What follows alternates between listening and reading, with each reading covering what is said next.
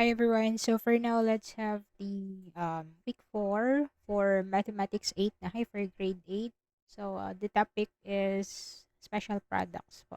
Okay, so these are some of the shortcuts wherein we have to expand yung ating mga polynomials. Okay, so for now, we'll have po yung ating square of binomial.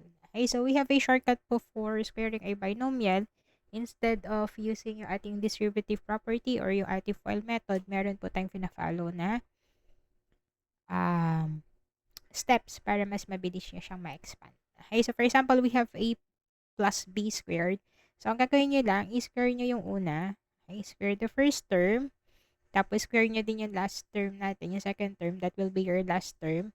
And then, yung middle nyo, i-times nyo lang itong ating a and b. Okay, and then twice it. Okay, so, ang ginagawa ko po para hindi makalimutan. So, yung squared, i-times nyo lang siya. 2 times a times b.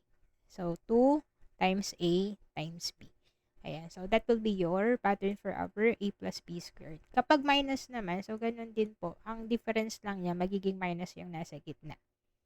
Okay. So, for example, you have a minus b squared. So, again, square the first term twice the product of the first and the second term. So, instead na plus, magiging minus. Minus 2a times b plus, tapos squared ulit yung last. Square, square, 2 times a times b. Ayan, ganun po. So, for example, on number 1, we have x plus 3 squared. So, again, first thing, square the first term. Second term, you have 2 times x times 3.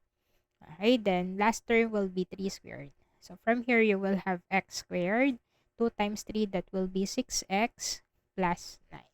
3 squared will be 9. When you have 9 minus 2 squared, ganun ulit. So, square the first term.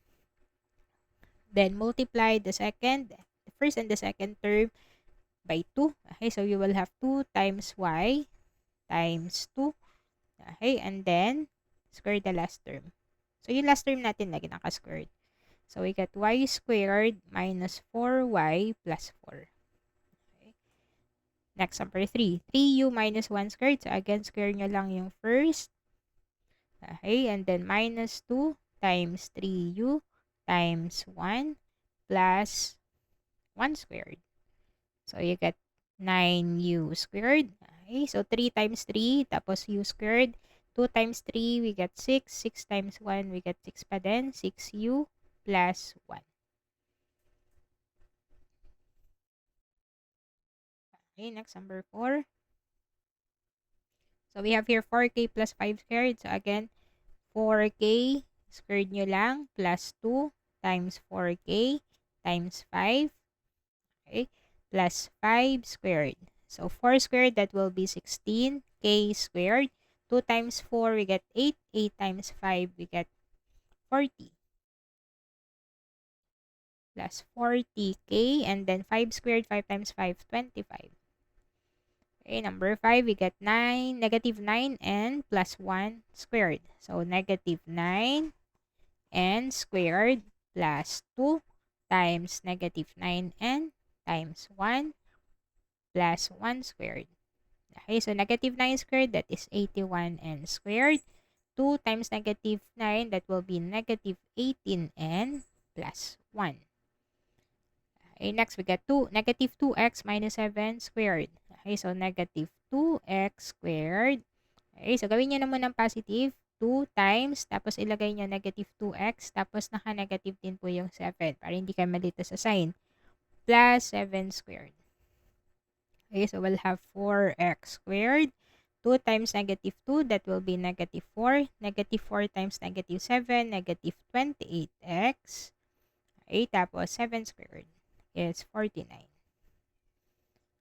Okay, next, AB plus 3 squared. So, yung AB is squared po natin plus 2 times AB times 3 plus 3 squared.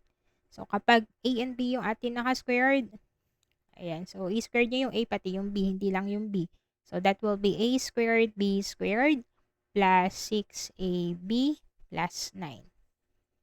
Next, XY minus 7 squared, XY squared 2 times xy times the second term, which is 7, plus 7 squared.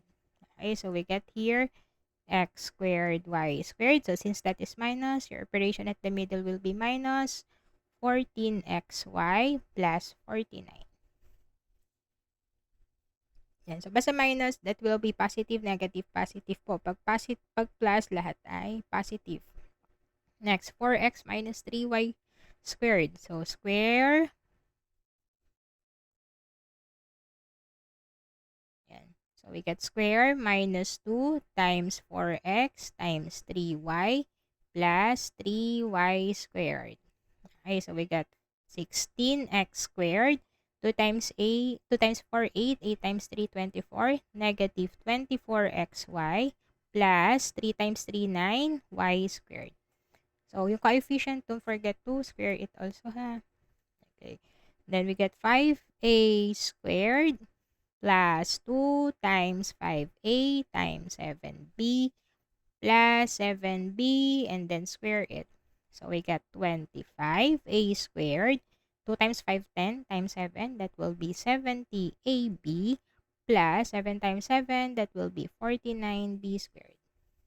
Okay. Ayan po. So, again, for our pattern for squaring a binomial, so i-square yung first, ay yung middle natin, 2 times a times b. So, 2 times a times b. Twice the product of the first and the second term. And then yung last term nyo, square lang din po itong ating second term. Kung minus, again, ganun din po ulit. But the operation at the middle or the sign of the middle will be negative. So, a squared minus 2 times ab plus b squared. So, yung last term natin at first term, lagi po siyang positive since when we square po yung ating negative ay positive yung answer. Thank you for listening, guys. I hope you learned something.